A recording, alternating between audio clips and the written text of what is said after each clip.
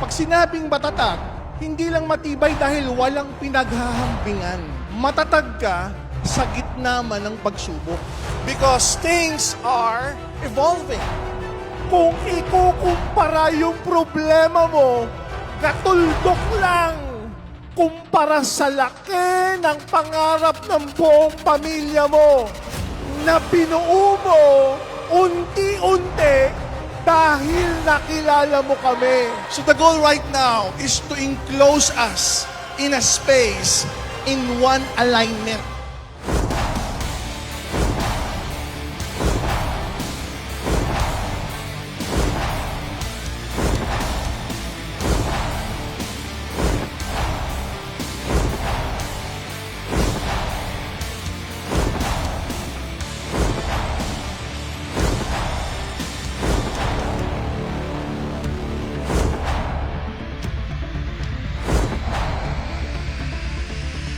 This year, maniwala ka ng todo-todo sa sarili mo. Nakita mo na ng maliwanag ang future mo. If you are aligned, you are aligned for success. Do you believe?